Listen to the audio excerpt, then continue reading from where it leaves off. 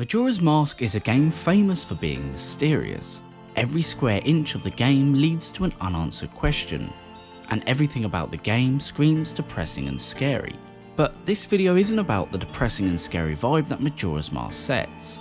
It's about the true fate of Ikana, so grab a snack as we delve deep into the ancient land of Ikana. Majora's Mask has 4 regions within the game: Woodfall, Snowhead, Great Bay, and of course, the focus for today's video, the wicked land of Ikana. Ikana is a region so different from the other 3, not just by the way it looks, which yes, it is clearly a place plagued by death and ruin, but more so because of the dark tales and tormenting creatures that reside within the canyon. If you visit any of the other 3 regions in the game, you will be greeted with death just like Ikana, but you will also be greeted with life and a somewhat thriving land.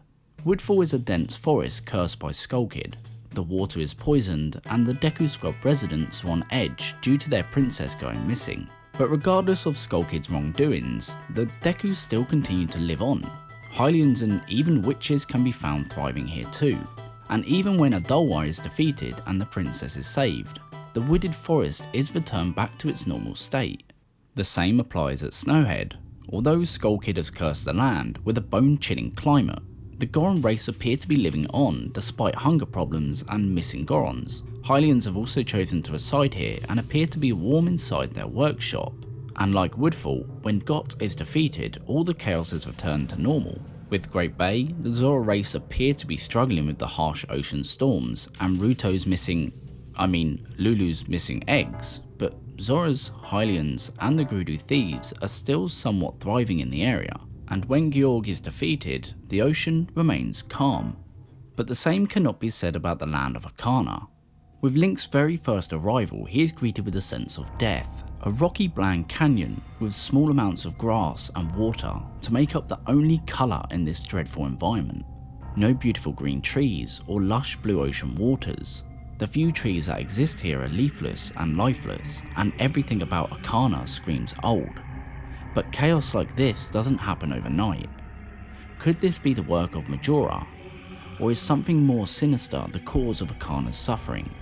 Ikana Graveyard seems like a great place to start. It is directly north of the main road connecting Termina Field with the land of Ikana. It appears to be some sort of final resting place. The undead can be found in the graveyard at night, patrolling the graves and warding off intruders. And Dumpy the graveyard keeper can also be found here during the day. But we will come back to this later, as something bigger and more informative resides at the end of the graveyard. A behemoth style child, which appears lifeless until awoken by Link with the help of the Sonata of Awakening.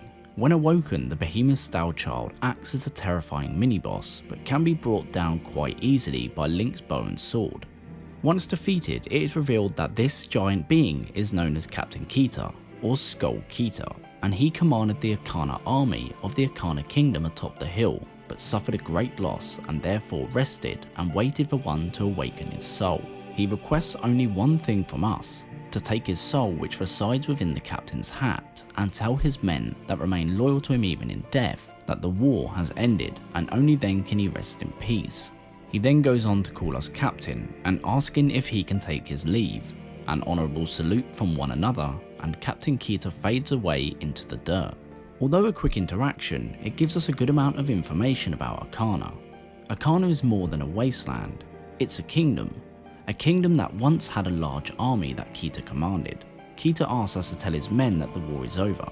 It would seem that the Stau children who rest here at night are Kita's men, unable to rest in peace due to the war they assume is still ongoing, and the graves are the final resting places of the royal family of Ikana. But a big question still remains. Who were the royal family of Ikana at war with, and how was Ikana affected by this war? The graveyard was a perfect place to start, but it only gives us a small insight into the mystery that surrounds the Kingdom of Ikana.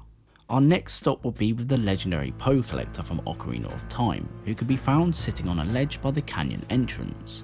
He will explain that Ikana Hill lies beyond this point, and it's a place where spirits with troubles and lingering regrets wander, wandering in search of one that can save them, and that this place is not for the likes of us. But if we wish to enter, we must obtain the mask containing wandering spirits. The mask he is referring to is called the Garrow Mask, a mask that ninja spirits that appeared in Ikana once wore.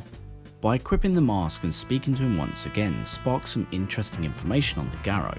He explains that the Garrow Mask is the mask of the ninja who once spied on the hilltop castle with the blood-stained history, and with the mask we can call out their spirits that even now are still wandering. So it would seem as though the Garrow was sent to spy on the Kingdom of Ikana. But why? In order to find the cause of Ikana's fate, we must delve even deeper into the heart of Ikana. On the high above ledge, deep within the canyon, will reward you a deep and frightening experience.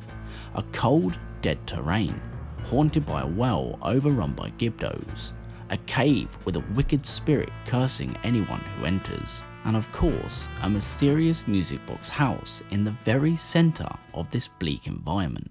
The dark gloomy cave is where we should investigate first, a place not for one as full as life as us. Inside is a ghost known as the Composer Sharp. He attempts to convert us to the dead with his gentle, calming melody of darkness, just like the rest of Ikana. Could this mere ghost be the cause of all this death? He himself has the power to convert a living soul to join the ranks of the dead. Could he really have cursed all of Ikana?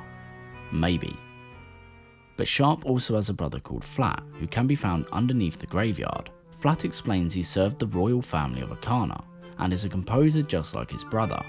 He goes on to say that Sharp sold his soul to the devil and even trapped his own brother beneath the graveyard. His last request is to learn his song he left behind and play it to his brother. By playing Flat's song to his brother Sharp will break the curse on him, allowing water to flow once more and even vanquishing the threat of Gibdos. Sharp explains that the dead should not be lingering in the land, and it was all a trick of the Masked One who had upset things, and he wishes for us to go to the temple of this land and sever the root of the evil curse that torments them. But in order to do that, we must first speak with the king inside Ikana Castle, who waits for the one who will break the curse.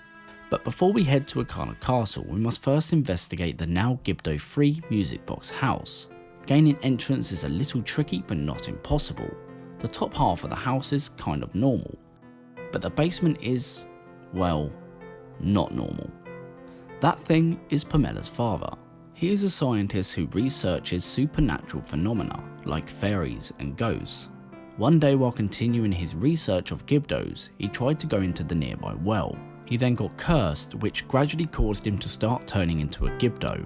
Meanwhile, the river that kept the music box house working, which forced the Gibdos away thanks to his special song Farewell Gibdos, dried up, stopping the music and letting the Gibdos roam free. The frightened Pamela shoved her father in the closet of the basement, keeping him away from the Gibdos that had begun gathering outside her house, believing that her father is one of them.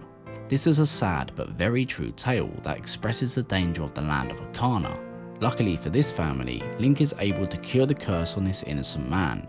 If not for him, both of these people would be roaming Ikana with the rest of the Gibdos. But the main reason we are stopping here is not to rescue Pamella's father, but because this basement holds some secrets on the Garrow.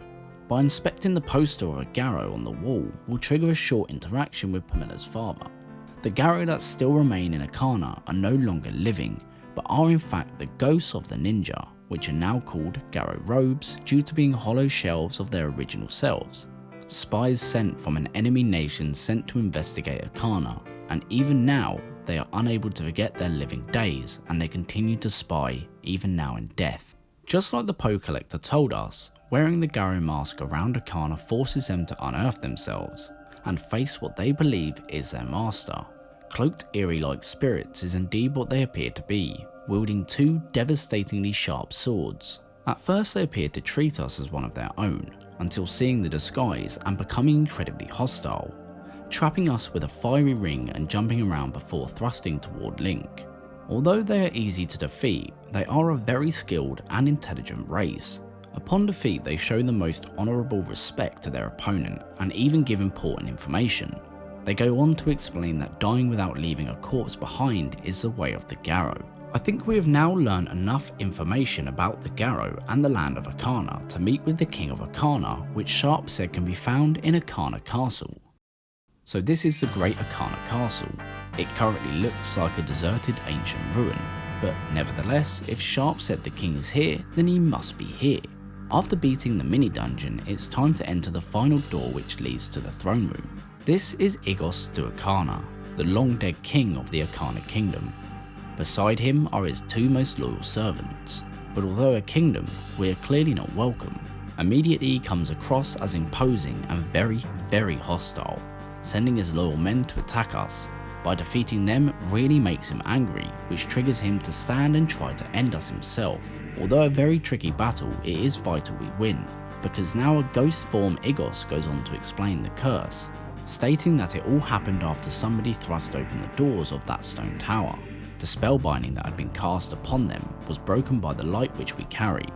To return light to this land, we must seal the doors of Stone Tower, where the winds of darkness blow through. So all signs seem to point to Stone Tower being the reason for Ikana's curse. Sharp stated that the problems were a trick of the masked one being Majora, which makes sense since he caused many issues in the other three regions. Ikana also made a point stating that someone thrust open the doors to Stone Tower, which allowed the darkness to escape into the land. Now I know what you're thinking, it's Majora, end of, click off the video. But wait.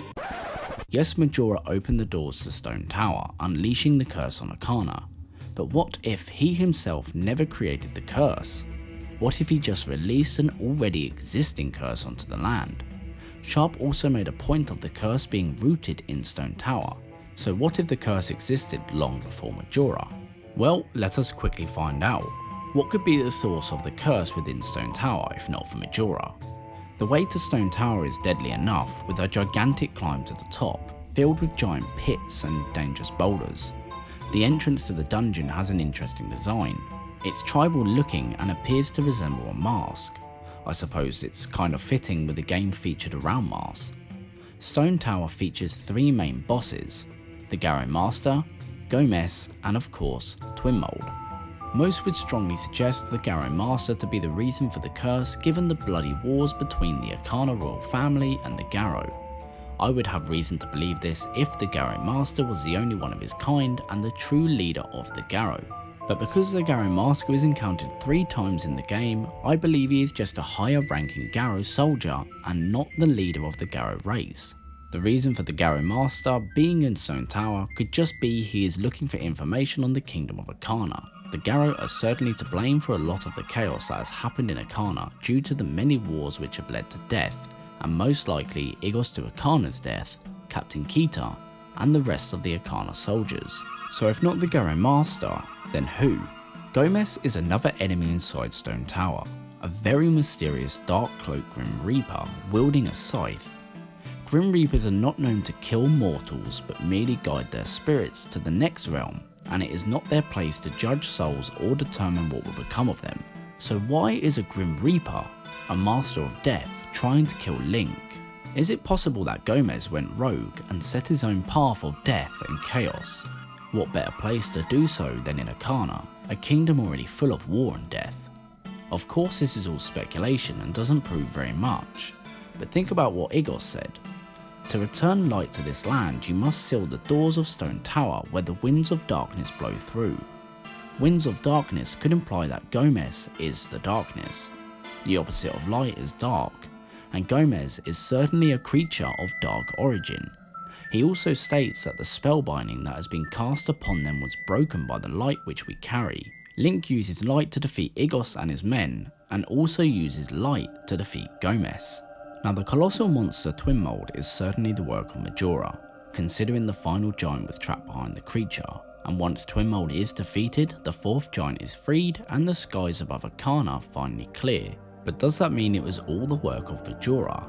No, but it does mean that Majora's influence was diminished the moment Twinmold was defeated. The curse that Gomez unleashed long ago could be the cause of all the death in the area. After the curse of Twinmold is lifted, only the skies clear. The trees still remain lifeless, and the Gibdos and the dead still roam the land, signifying that some sort of curse must remain. This I believe is the work of Gomez the Grim Reaper, a long-standing curse that he created out of sheer evilness, a curse that is forever bound to the Kingdom of Ikana. Of course, like always, this is a ridiculous amount of speculation, but as I always say, it's great fun to speculate and theorise about everything and anything related to Zelda. But let me know who or what you think is behind the curse of Ikana. A massive thank you for watching the video. If you enjoyed, then leave a like and subscribe for more Zelda content. A huge amount of love goes to my Patreons, so thank you for continuing to support me. Links to my Patreon, Discord and Twitter will be in the description box below. Once again, thank you so much for watching, and I'll see you in the next one.